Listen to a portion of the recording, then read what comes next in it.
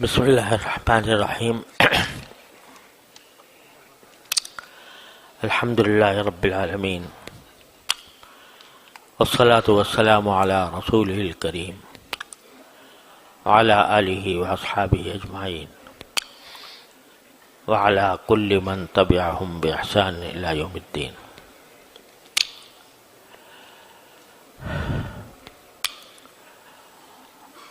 مناجات مقبول کی دعاؤں کا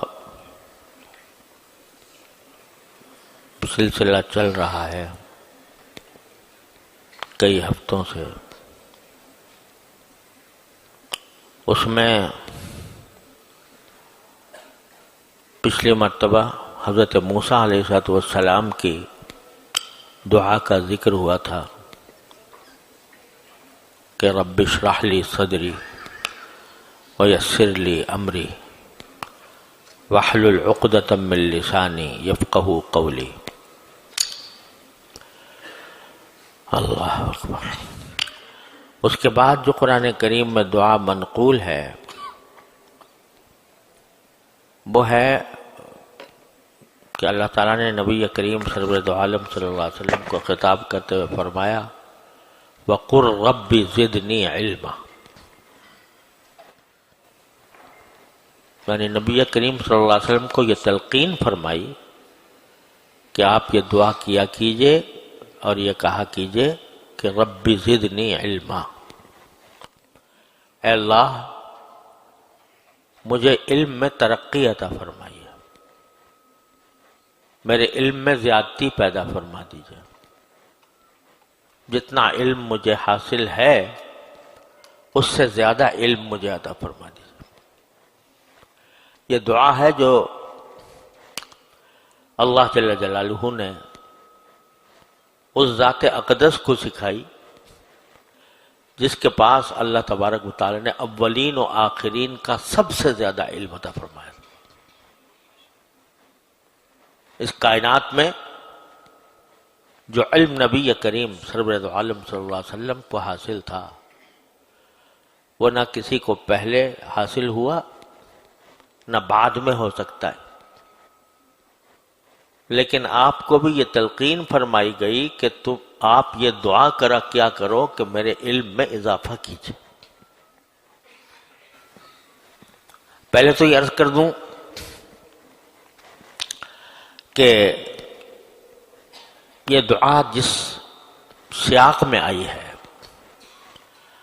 وہ یہ ہے کہ یہ فرمایا پہلے وَلَا تَعْجَلْ بِالْقُرْآنِ مِن قَبْلِ أَن يُقْضَىٰ إِلَيْكَ وَحْيُهُ وَقُلْ رَبِّ زِدْنِي عِلْمًا۔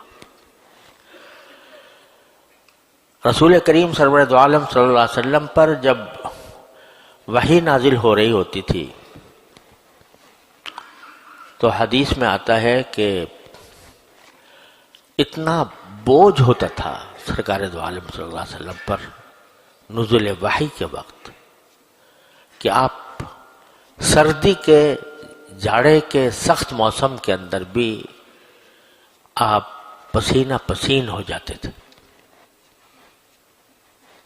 اور اس بوجھ کے عالم میں وحی کا بوجھ اتنا ہوتا تھا کہ حضرت زید ابن ثابت رضی اللہ تعالیٰ عنہ فرماتے ہیں کہ ایک مرتبہ آپ میرے زانو پر اپنا سر مبارک رکھ کر لیٹے ہوئے تھے، اس وقت آپ پر وحی نازل ہوئی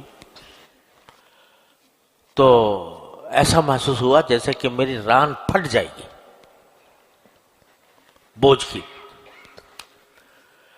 کیا بوجھ تھا کہ ملأ اعلیٰ کا جو عالم ہے وہاں سے جب کوئی چیز منتقل ہو رہی ہے اس عالم ناسوت کی طرف تو اس کا بوجھ بذات خود اتنا تھا کہ سرکار دو عالم صلی اللہ علیہ وسلم جاڑے کے دنوں میں بھی پسینہ پسین ہو جایا کرتے تھے۔ تو ایک طرف تو وحی کا بوجھ تھا، دوسری طرف ایک اور بوجھ یہ تھا کہ یہ اللہ جل جلالہ کا کلام آ رہا ہے، اور یہ محض میرے لیے نہیں آ رہا ساری دنیا کے لیے آ رہا ہے، اور مجھے اس کو ساری دنیا تک پہنچانا ہے، لہذا اس کا یاد رہنا بھی ضروری ہے۔ اور صرف اتنا ہی نہیں کہ یاد ہو جائے، بلکہ اس کو سمجھ کر اس پر عمل کرنا بھی ضروری ہے، اور دوسروں سے عمل کرانا بھی ضروری ہے۔ تو کہیں ایسا نہ ہو کہ کوئی لفظ میں بھول جاؤں،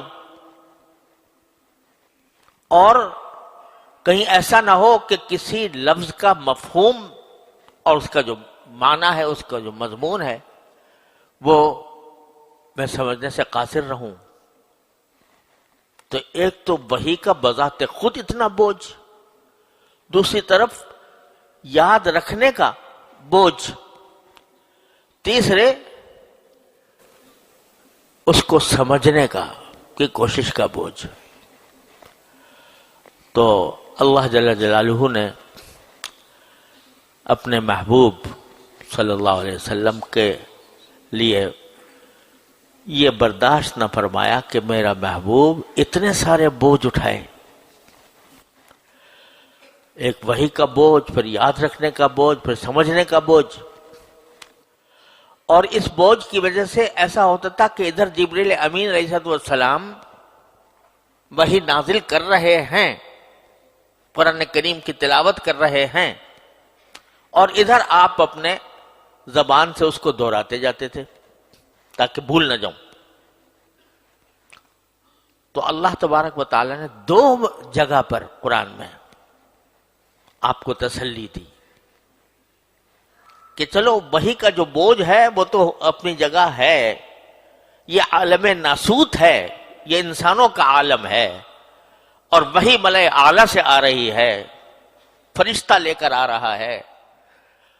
تو اس واسطے یہ تو ایک طبیعی بات ہے کہ اس کا ایک وزن ہونا چاہیے، اس کا ایک بوجھ ہونا چاہیے، لیکن یہ جو آپ کو بوجھ ہو رہا ہے یاد رکھنے کا اور اس کو سمجھنے کا، یہ آپ بھول جائیے، اس کو یہ بوجھ نہ رکھیے، یہ ہمارا کام ہے۔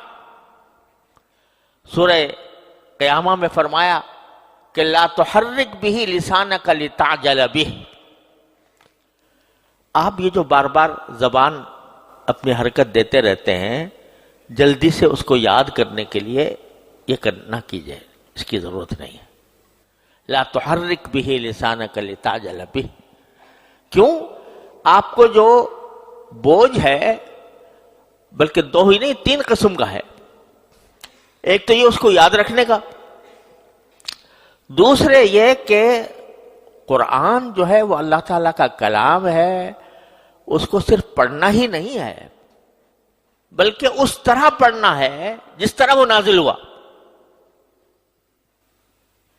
تو اس کو محفوظ رکھنا، اور تیسرے اس کے معنی سمجھ کر اس پر عمل کرنا اور دوسروں تک پہنچانا۔ تو فرمایا ان تینوں چیزوں کی ذمہ داری ہم لیتے ہیں۔ لا تحرک به لسانک لتعجل به ان علینا جمعہ وقرآنہ، ہماری ذمہ داری ہے کہ اس کو آپ کے سینے مبارک میں محفوظ کرنا، یاد کرانا، یہ میری ذمہ داری ہے، ہماری ذمہ داری ہے۔ ان علینا جمعہ، اس کو آپ کے سینہ مبارک میں محفوظ کرنا، یہ ہماری ذمہ داری ہے۔ آپ فکر چھوڑ دیجئے اس کے یاد رہے گا نہیں رہے گا، تو اس کو یاد ہم کرائیں گے۔ پھر بقرآن، ہمارے اوپر ہے یہ ذمہ داری کہ ہم آپ کو پڑھنے کا طریقہ بھی سکھائیں۔ وہ بھی یہ جو آپ کے اوپر ایک ذمہ داری آ رہی ہے، تو اس کو کہ آپ اسی طرح پڑھیں، اسی طرح لوگوں کو سکھائیں، اسی طرح تعلیم دیں جس طرح وہ نازل ہو رہا ہے، جن الفاظ کے ساتھ، جس تلفظ کے ساتھ اور جس انداز میں نازل ہو رہا ہے، اس کو اس طرح پہنچانے کے لیے یہ ہماری ذمہ داری ہے کہ ہم آپ کو اسی طرح پڑھوائیں گے۔ اور فَإِذَا قَرَأْنَاهُ فَاتَّبِعْ قُرْآنَهُ، تو جب ہم پڑھیں گے، یعنی ہمارا فرشتہ پڑھ کے سنائے گا آپ کو، تو جس طرح اس نے پڑھا ہے اسی کا اتباع کیجئے. بعد میں ہم خود آپ کو دل میں ڈال دیں گے کہ کیسے پڑھنا ہے، اور پھر اسی کا اتباع کیجئے. ثم ان علینا بیانہ، پھر ہماری ذمہ داری یہ بھی ہے کہ اس کا مطلب آپ کو سمجھائیں، اس کا مضمون آپ کے دل میں محفوظ کریں، اس کی تشریح کریں، اس کی تفسیر کریں. یہ ساری ذمہ داری بھی ہم لیتے ہیں، آپ تو بس سنتے جائیے وحی کیا نازل ہو رہی. یہ تسلی دی سورہ قیامہ میں. یہاں بھی سورہ طٰہٰ کی آیت ہے یہ، تو اس میں بھی اللہ تبارک و تعالیٰ پہلے فرماتے ہیں لَا تَعْجَلْ بِالْقُرْآنِ مِن قَبْلِ أَن يُقْضَىٰ إِلَيْكَ وَحْيُهُ، پڑھنے میں جلدی نہ کیا کریں جب تک کہ کسی آیت کا نزول، اس کی وحی جب تک کہ پوری نہ ہو جائے تو آپ کو پڑھنے کی ضرورت نہیں ہے. آپ سنیں آرام سے، اور آرام سے سن کر ہماری ذمہ داری ہے کہ ہم یاد کریں گے. آپ کا کیا کام ہے؟ وَقُلْ رَبِّ زِدْنِي عِلْمًا، بس آپ تو اتنا کہہ دیا کریں ہم سے. کیا کہہ دیا کریں؟ کہ اے میرے پروردگار میرے علم میں اضافہ فرما. یہ دعا کر لیا کرو. کریں گے تو ہم ذمہ داری وہاں لے لی، ذمہ داری لے لی کہ ہمارے اوپر، ہم اپنی ذمہ داری پر کہتے ہیں کہ ہم آپ کو محفوظ کرائیں گے، ہم آپ کو پڑھوائیں گے، ہم آپ کے سامنے تفسیر کریں گے، سارا کچھ کریں گے. لیکن آپ کا کام یہ ہے کہ آپ کہیے کہ اے پروردگار میرے علم میں اضافہ فرما. کیا سکھایا؟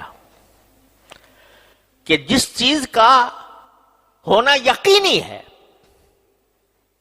جس میں کوئی شک و شبہ کی گنجائش نہیں، اللہ تبارک و تعالی نے کہہ دیا کہ ہم یاد کرائیں گے، ہم پڑھوائیں گے، ہم تشریح کریں گے، مگر اس کو بھی مانگو اللہ تبارک و تعالی سے.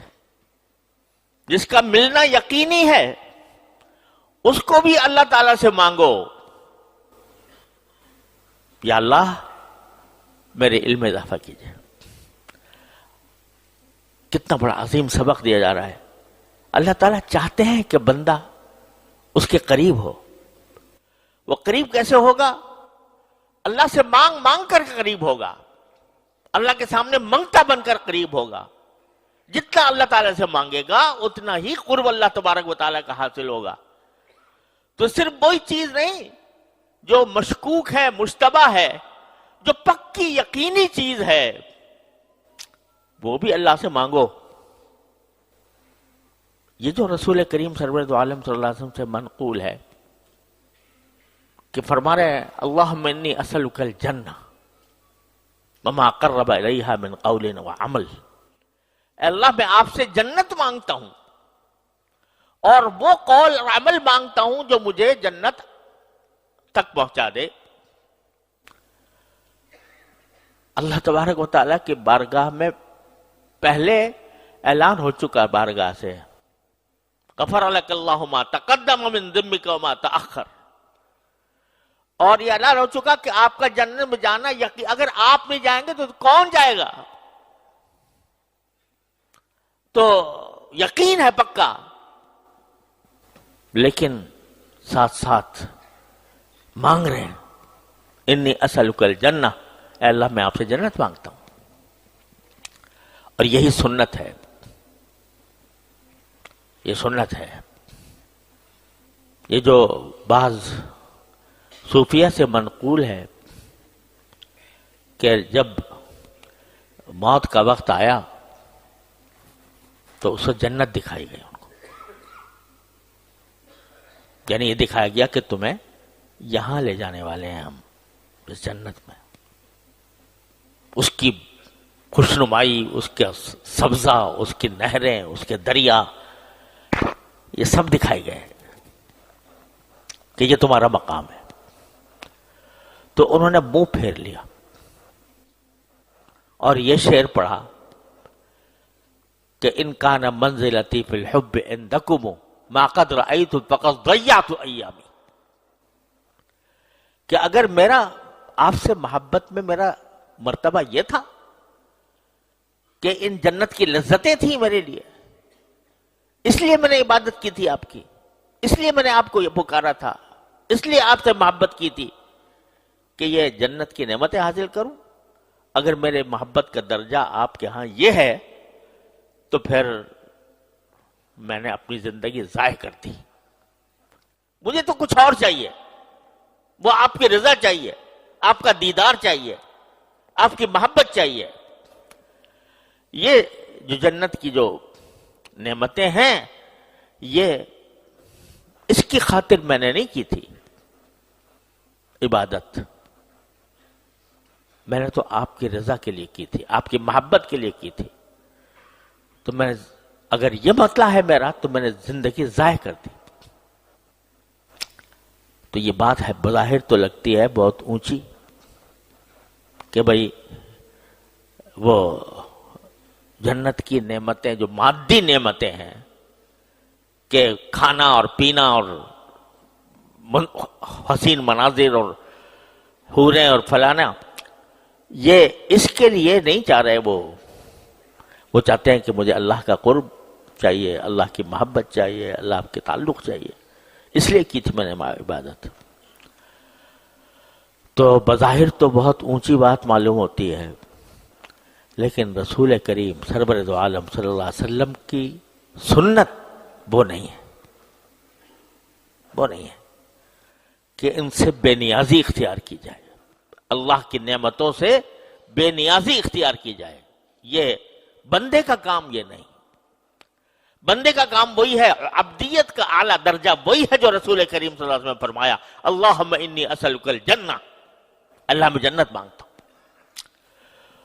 وہ جو تھے وہ صاحب حال بزرگ تھے، ان پر بھی کوئی تنقید نہیں کی جا سکتی، صاحب حال بزرگ تھے، لیکن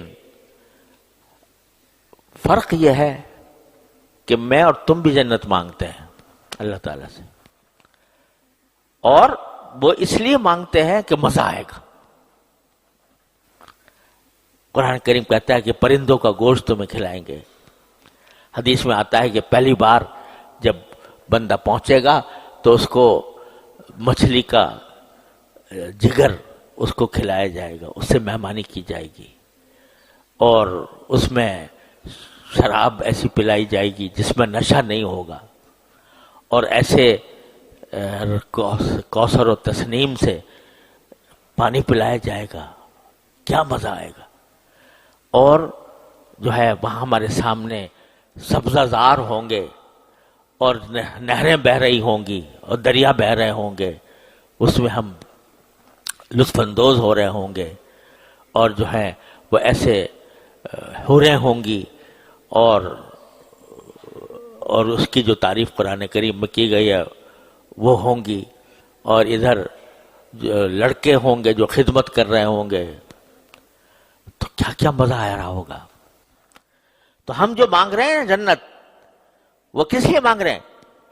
مزے کے لیے، سمجھے نا، مزہ چاہیے، تو اس کے لیے مانگتے ہیں۔ اللہ میں نے سارا قرآن شریف میں بتا رکھا ہے کیا کیا ملے گا، کیا کیا ملے گا، تو ہم مانگتے ہیں کہ بھئی مزہ آئے گا خوب۔ یہاں تو ہم جو ہے نا کبھی نہ کبھی کسی چکر میں کھانا کھانے بیٹھے تو یہ دھڑکا لگا ہوا کہ یار کہیں پیٹ بھر گیا تو وہ نہ ہو جائے، بدہضمی نہ ہو جائے، سمجھے، اور اگر پانی پی رہے ہیں یا کوئی شربت پی رہے ہیں مزیدار ہے، یہ دھڑکا لگا ہوا ہے کہ کہیں اچھو نہ لگ جائے۔ ہر چیز میں کوئی نہ کوئی دھڑکا، ہر چیز میں کوئی نہ کوئی تکلیف کا اندیشہ۔ وہاں نہ لا خوف علیہم ولا ہم یحزنون، نہ کوئی خوف نہ کوئی غم۔ جب اس کا تصور کرتے ہیں مزہ بہت آتا ہے کہ یہ تصور اس جنت کا، تو اس میں ہم مانگتے ہیں جنت، مانگتے ہیں مزوں کے لیے۔ لیکن رسول کریم صلی اللہ علیہ وسلم جو جنت مانگ رہے ہیں، جنت کی نہریں مانگ رہے ہیں، جنت کی نعمتیں مانگ رہے ہیں، تو وہ در حقیقت اس لیے نہیں کہ وہ مزے کی چیز ہے، اصل مزہ اس کا یہ ہے کہ وہ باری تعالیٰ کی رضا کا مظہر ہے، باری تعالیٰ کی خوشنودی کا مظہر ہے. تو اس وجہ سے اس کی طرف رسول کریم صلی اللہ علیہ وسلم کو کشش ہے. تو مانگنے والے ہم بھی ہیں اور مانگنے والے رسول کریم صلی اللہ علیہ وسلم بھی ہیں. ہم کسی اور وجہ سے مانگ رہے ہیں اور وہ کسی اور وجہ سے مانگ رہے ہیں. وہ مانگ رہے ہیں کہ اللہ تعالیٰ کی رضا کا چونکہ مظہر ہے لہذا ہم محتاج بن کر اس کو مانگیں گے. یہ ایسا ہے جیسے کہ بعض اوقات کوئی باپ، کوئی استاذ، کوئی شیخ وہ انعام دیتا ہے، تو اس نے انعام دیا 100 روپے. تو ایک صورت یہ ہو سکتی ہے کہ لیتے وقت خوشی ہو رہی ہے کہ یار 100 روپے میں اتنی مرتبہ چائے پئیں گے، اتنی مرتبہ کھانا کھائیں گے، اتنی دیر میں یہ مزہ آئے گا، ہے نا. ایک تو مطلب یہ ہو سکتا ہے، اور ایک مطلب یہ ہو سکتا ہے کہ اس کی نگاہ 100 روپے پر نہیں ہوتی، دینے والے ہاتھ کی طرف ہوتی ہے. وہ دینے والے ہاتھ کی طرف ہوتی ہے کہ کس ہاتھ سے مل رہا ہے. تو اس کی جو لذت ہے وہ 1000 کھانوں پر، 1000 ناشتوں پر فوقیت رکھتی ہے کہ یہ مجھے اس بڑی ذات کی طرف سے ملا ہے. اس کو بسا اوقات آدمی خرچ بھی نہیں کرتا. میرے پاس اب تک رکھے میں بزرگوں کے دیے ہوئے پیسے، تو اب تک رکھے میں تبرک کے طور پر، وہ چلنا بھی بند ہو گئے لیکن وہ رکھے. کیوں؟ اس لیے کہ وہ اس لیے نہیں، اس کو مزہ تھا اس میں کہ بھئی اس سے فلاں چیز خریدیں گے. مزہ یہ تھا کہ میرے والد نے دیے ہوئے ہیں، میرے شیخ نے دیے ہوئے ہیں، میرے استاد نے دیے ہوئے ہیں، میرے محبوب نے دیے ہوئے ہیں. تو بالکل یہ مثال ہے ہماری مانگنے کی اور رسول کریم صلی اللہ علیہ وسلم کے مانگنے کی، کہ ہم جو مانگ رہے ہیں نا وہ تصورات کی دنیا میں کھوئے ہوئے ہیں کہ کیسا کیسا مزہ آئے گا. اور حضور اقدس صلی اللہ علیہ وسلم کا مزہ یہ ہے کہ یہ کس ہاتھ کی طرف سے مل رہی ہے نعمت ہے، نگاہ اس کی طرف ہے. تو فرماتے ہیں اللہم انی اسألک الجنہ. اسی لیے حضرت تھانوی رحمۃ اللہ علیہ نے فرمایا، اللہ تعالیٰ ان کے درجات بلند فرمائے، کہ جو شخص مبتدی ہوتا ہے اس کا حال اور منتہی کا حال ظاہر میں ایک جیسا ہوتا ہے.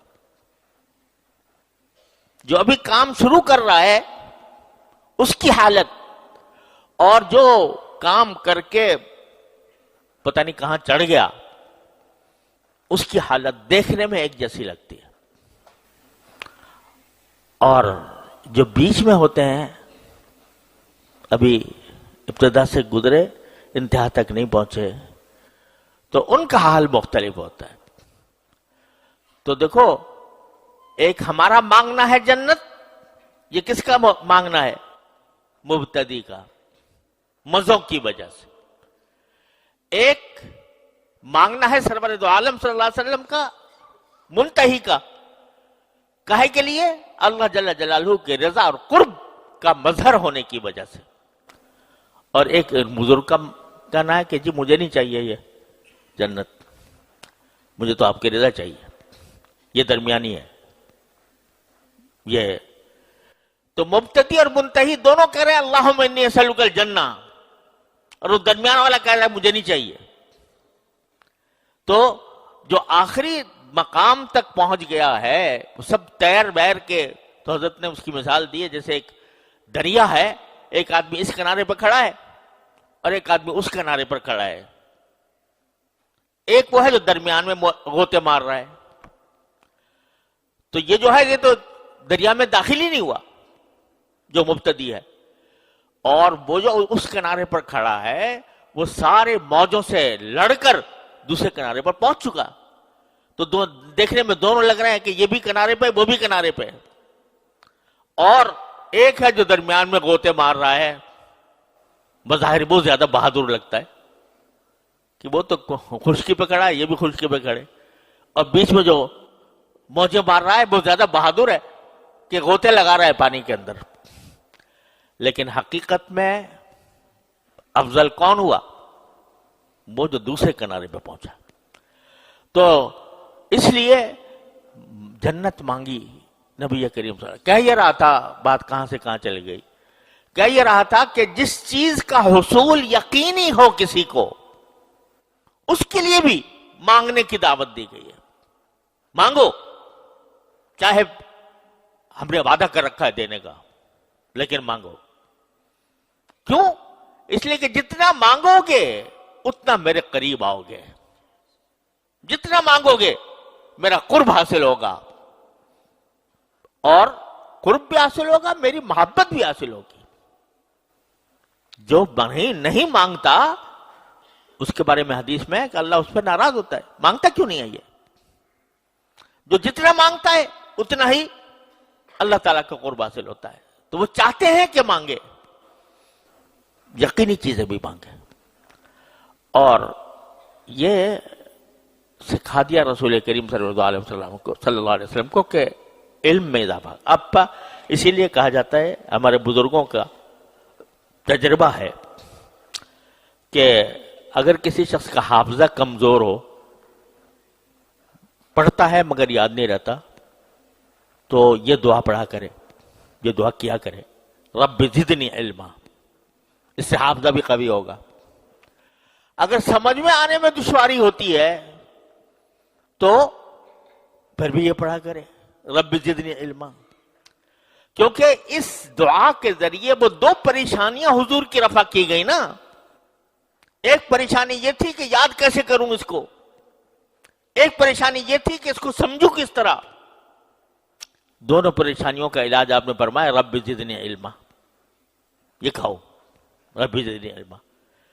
تو یہ اصل میں جو دعا سکھائی گئی وہ حافظے کی تقویت کے لیے اور سمجھنے کی تقویت کے لیے. لہذا بزرگوں نے کہا کہ یہ دعا جو ہے یہ دونوں کاموں کے لیے فائدہ مند ہے.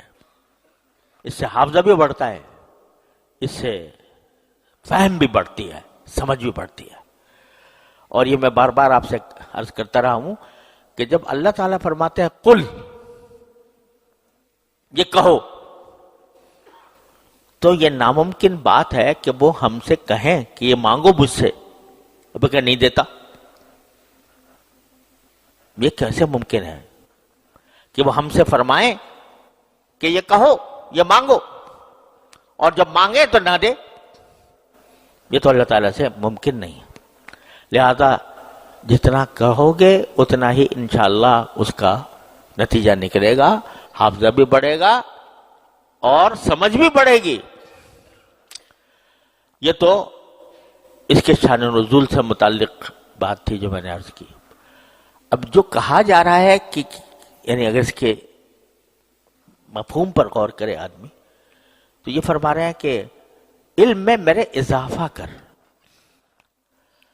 کس سے فرمایا جا رہا ہے؟ سید الاولین والآخرین سے، جس کے اوپر تمام کائنات کے علوم قربان، صلی اللہ علیہ وسلم. اس سے کہا جا رہا ہے اور بڑھاؤ میرے علم کو. تو معلوم ہوا کہ علم ایسی چیز ہے کہ جس کی کوئی نہایت نہیں، جس کا کوئی انتہا نہیں. وہ ایسی چیز ہے کہ جتنا بھی انسان کو حاصل ہو جائے اس پر قناعت نہ کرنی چاہیے. حدیث میں آتا ہے کہ رسول کریم صلی اللہ علیہ وسلم نے فرمایا کہ دو حریص لالچی ایسے ہیں کہ جن کا پیٹ کبھی نہیں بھرتا. ایک مال کا حریص،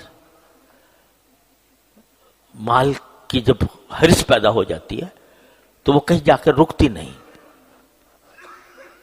وہ کہتا حدیث میں خود حدیث قدسی ہے کہ اگر ابن آدم کو ایک وادی سونے سے بھری مل جائے تو کہے گا دوسری وادی بھی چاہیے، اور دو وادیاں سونے سے بھری مل جائے تو کہے گا تیسری بھی چاہیے. اور کتنا بلیغ جملہ فرمایا کہ ابن آدم کا پیٹ سوائے مٹی کے کوئی اور چیز نہیں بھر سکتی. اس کا پیٹ نہیں بھرتا. ہاں مٹی بھرے گی جب قبر میں چلا جائے گا. تو ایک تو مال کی ہرس ہے اور دوسرا علم کی ہرس ہے. علم کا جو حریص ہوتا ہے اس کا پیٹ بھی کبھی نہیں بھرتا. وہ ہر آن یہ چاہتا ہے کہ میرے علم میں اور اضافہ ہو، اور اضافہ ہو، اور اضافہ ہو. اے برادر بے نہایت درگہست، ہر چبی بروے می ربی بروے مائست. اے میرے بھائی، یہ علم کی جو درگاہ ہے یہ بے نہایت ہے، اس کی کوئی انتہا نہیں. جہاں بھی پہنچ جاؤ وہاں جا کے کھڑے مت ہو، بلکہ اپنا سفر جاری رکھو. اب الٹا معاملہ ہو گیا ہے کہ مال میں تو خوب ہرس ہے، قناعت نہیں. ہر وقت یہ خواہش بھی ہے، کوشش بھی ہے کہ میرے مال میں اضافہ ہو جائے. اور علم کے اندر قناعت ہے. درس نظامی پڑھ لیا، دور حدیث پڑھ کے فارغ ہو گئے، کہیں گے فارغ التحصیل. فارغ التحصیل کیا معنی؟ کہ بس اب علم کے حاصل کرنے سے فارغ. تو مجھے بہت برا لگتا ہے یہ لفظ فارغ التحصیل، کیونکہ اس کے معنی یہ ہوتا ہے کہ بس اب علم سے فراغت حاصل ہو گئی، بس جا کے یہاں ٹھہر گئے یہاں پر. تو یہ بہت ہی اچھا لفظ نہیں ہے. ارے بھائی، رسول کریم صلی اللہ علیہ وسلم کو فرمایا جائے رب زدنی علما، تو میں تم کہاں سے آ گئے کہ جن کو علم پر قناعت ہو جائے کہ اب ہمیں بس ہماری آخری سیڑھی آ گئی. تو یہ تو در حقیقت آغاز ہوتا ہے علم حاصل کرنے کا. تو اس کو کسی وقت میں بھی آدمی کو قانع ہو کر نہیں بیٹھنا چاہیے، مسلسل آگے بڑھنا چاہیے. اور یہ صرف ان کے لیے نہیں ہے جو علم دین کے طالب ہیں یا علم دین کے فاضل ہیں، صرف ان کے لیے نہیں، ہر مسلمان کے لیے، چاہے وہ عالم ہو، جاہل ہو، پڑھا لکھا ہو، بے پڑھا لکھا ہو، اس کے لیے بھی یہ خواہش اس کے دل میں، یہ دعا اس کے دل میں ہونی چاہیے کہ میرے علم میں اضافہ ہو. علم بمعنی جاننا، یعنی کسی چیز کا جاننا. یہ تو ہر انسان کو کچھ نہ کچھ حاصل ہوتا ہے. اگر آدمی پڑھا لکھا بھی نہیں ہے تب بھی اگر وہ نماز پڑھ لیتا ہے تو نماز کا علم اس کو حاصل ہے. اگر وہ تسبیحات پڑھ لیتا ہے تو تسبیحات کا علم اس کو حاصل ہے. لیکن قرآن کا اور اللہ تبارک و تعالیٰ کا فرمانا یہ ہے کہ اس پر بس نہ کرے، آگے بڑھے اور کہے کہ یا اللہ میرے علم میں اضافہ فرما. اس کو اگر ہم سب اپنی زندگیوں پر منطبق کر کے دیکھیں تو جو افراد ہیں ان کو مثلا نماز پڑھنی آتی ہے لیکن نماز صحیح پڑھتے ہیں یا اس میں غلطیاں ہوتی ہیں، اس کے فرائض کتنے ہیں، اس کے واجبات کتنے ہیں، اس کی سنتیں کتنی ہیں، یہ پتہ لگانا ضروری ہے ہر مومن کے لیے. تو اگر نماز پڑھتا بھی ہے کوئی شخص تو اس کو پتہ ہونا چاہیے کہ بھئی کون سی چیز فرض ہے، کون سی واجب ہے، کون سی سنت ہے، کس کے چھوڑنے سے نماز ختم ہو جائے گی، کس کے چھوڑنے سے نماز رہے گی. اور وضو کے اندر کتنی سنتیں ہوتی ہیں، کتنے واجبات ہوتے ہیں. واجبات تو ہے نہیں وضو میں، فرائض کتنے ہیں اور سنتیں کتنی ہیں، یہ پتہ ہو. ابھی میں ایک صاحب سے ایک مرتبہ کہیں گفتگو ہو رہی تھی تو ان سے کسی نے پوچھا کہ بھئی پتہ ہے آپ کو کہ وضو میں کتنے فرائض ہوتے ہیں؟ اس نے کہا جائے ایک تو ہاتھ دھونا، ایک کلی کرنا، ایک ناک میں پانی دینا، اور یہ سب فرائض میں اس نے شمار کر دیے. تو لوگوں کو پتہ نہیں، کرتے آ رہے ہیں وضو مدتوں سے اور نماز ہی پڑھتے آ رہے ہیں. لیکن یہ پتہ نہیں کہ کون سا فرض ہے، کون سا واجب ہے، کون سا سنت ہے۔ تو بھائی رب زدنی علما مانگا کرو اللہ میں سے، یا اللہ میرے علم میں اضافہ کیجئے۔ اس کا سمجھنا، اس کا جاننا فرض عین ہے ہر مسلمان کے لیے۔ کس چیز سے نماز ٹوٹتی ہے، کس سے نہیں ٹوٹتی، کس سے نماز ہو جاتی ہے، کس سے نہیں ہوتی۔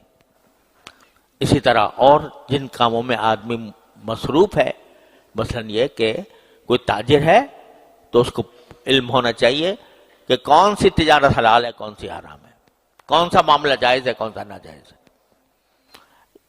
تو یہ رب زدنی علما، یہ دعا اس نیت سے آدمی پڑھے کہ یا اللہ مجھے جن چیزوں کا جاننا میرے ذمے آپ نے ضروری لگایا ہے، اے اللہ اس کا علم مجھے عطا فرما دیجیے۔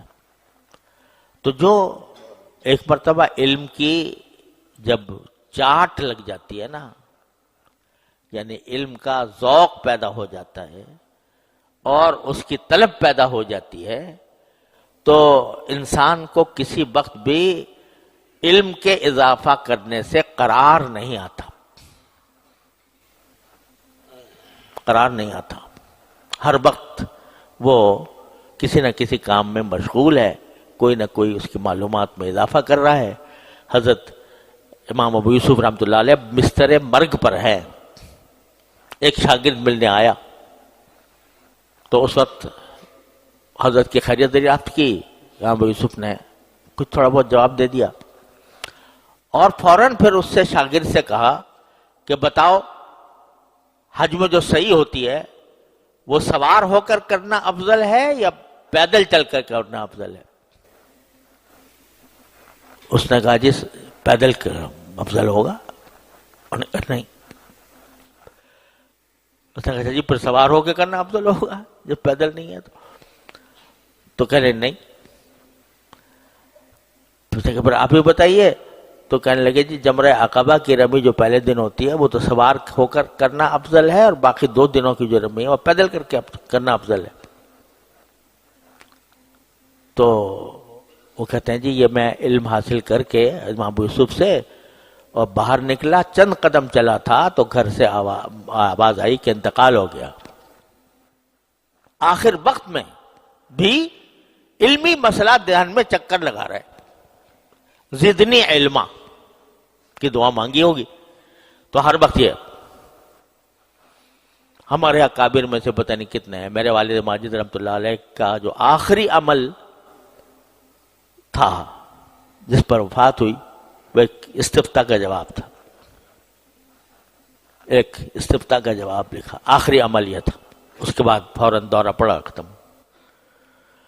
تو آخر وقت تک علم کے اضافے کی طلب یہ ہر انسان میں ہونی چاہیے، اور جب تک یہ طلب نہ ہو اس وقت تک انسان ترقی نہیں کرتا۔ وہ چاہے علم ظاہر ہو چاہے علم باطن ہو، کہ بھئی میں کس طرح اللہ تعالیٰ کا قرب حاصل کروں، کس طرح میرا تعلق اللہ تعالیٰ کے ساتھ مضبوط ہو، کس طرح میں اللہ تعالیٰ کو راضی کروں، یہ سارے علم چاہیے اللہ تعالیٰ کی بارگاہ تک پہنچنے کے لیے۔ تو اس کے لیے اس کو وظیفہ بنانا چاہیے، رب زدنی علما، اے اللہ ہمارے علم میں اضافہ فرمائیے، اور پھر اس اضافے سے فائدہ بھی ہمیں اٹھانے کی توفیق عطا فرمائے۔ علم جو ہو وہ کیسا ہو؟ نافع ہو۔ محض جان لینا علم نہیں، جب تک کہ وہ انسان کی زندگی میں داخل نہ ہو جائے، اس کے عمل میں داخل نہ ہو جائے۔ تو اللہ ایسا علم عطا فرمائیے جو آپ کے نزدیک علم ہے، اور جو اہل دنیا کے نزدیک صرف علم ہے، جاننے کی حد تک، انسان کے عمل پر اثر انداز نہیں ہوتا، انسان کے کردار پر اثر انداز نہیں ہوتا، وہ علم نہیں، وہ جہل ہے۔ تو اللہ ہمیں صحیح معنی میں علم کے اندر، یہ ہر بندے کو، چاہے وہ عالم ہو چاہے جاہل ہو، چاہے پڑھا ہوا ہو چاہے ان پڑھ ہو، سب کو یہ دعا مانگنی چاہیے کہ رب زدنی علما، اے اللہ ہمارے علم میں اضافہ فرمائیے۔ وصلی اللہ تعالی علی خیر خلقہ سیدنا محمد، اللہم صلی علی سیدنا محمد وعلی آل سیدنا محمد کما صلیت علی ابراہیم وعلی آل ابراہیم انک حمید مجید۔ یا اللہ اپنے فضل و کرم سے اپنے رحمت سے ہمارے تمام گناہوں کو معاف فرما۔ یا اللہ ہمارے تمام چھوٹے بڑے اگلے پچھلے خفیہ علانیہ ہر طرح کے گناہوں کو معاف فرما۔ یا اللہ اپنی رحمت سے ہمیں اپنے رضا کامل عطا فرما، اپنے رضا کامل کی زندگی عطا فرما۔ یا اللہ دین کی صحیح سمجھ عطا فرما۔ یا اللہ دین کی صحیح سمجھ عطا فرما، اس پر عمل کی توفیق عطا فرما، اس پر استقامت عطا فرما۔ یا اللہ اپنے رحمت سے ہر طرح کے گناہوں سے ہماری حفاظت فرما، ظاہر و باطن کے گناہوں سے حفاظت فرما، ہماری ظاہری اور باطن بیماریاں دور فرما دے۔ یا اللہ اپنے رحمت سے ہماری ظاہری اور باطن بیماریاں دور فرما دے۔ یا اللہ ہم میں جو لوگ بیمار ہیں انہیں شفا کامل و عاجل عطا فرما، جو تنگ دست ہیں ان کی تنگ دستی کو دور فرما، جو اور کسی طرف پریشان ہیں اپنے رحمت سے ان کی پریشانیوں کو رفع فرما۔ یا اللہ ہمارے سے دنیا سے جو لوگ جدا ہو گئے ہیں اپنے رحمت سے ان کی مکمل مغفرت فرما۔ یہ ہمارے دور حدیث کے 2 طالب علم ہیں، ان کے بارے میں اطلاع ملی ہے کہ ان کے والد کا اچانک انتقال ہو گیا ہے، اور ان میں سے ایک ایسے ہیں کہ ان کی 6 بہنیں ہیں اور تنہا بھائی وہی ہے۔ ان کے لیے بھی دعا فرمائیے کہ اللہ تعالیٰ ان کے والد ان کو مالی محمد ابو بکر عباسی اور عرفان اللہ وزیرستانی، اللہ تعالیٰ اپنی رحمت سے ان کے والدین کو، ان کے والد کو یا اللہ اپنی رحمت سے درجات عالیہ عطا فرما، ان کی مغفرت فرما، اور ان حضرات کو صبر جمیل عطا فرما، اور جو مسائل ان کے لیے کھڑے ہوئے ہیں اپنی رحمت سے ان کو آسانی کے ساتھ حل فرما دے۔ یا اللہ اور بھی جن حضرات کے سامنے کوئی مسائل اور مشکلات ہیں اپنی رحمت سے ان سب کو آسانیوں سے بدل دیجئے، اپنی رحمت سے آسانیاں پیدا فرما دیجئے۔ یا اللہ تمام حاضرین اور حاضرات کو ان کے تمام جائز مقاصد میں کامیابی عطا فرما، سب کی پریشانیوں کو دور فرما۔ وصلی اللہ تعالی علی خیر خلقہ سیدنا مولانا محمد وعلی آلہ واصحابہ اجمعین، آمین برحمتک یا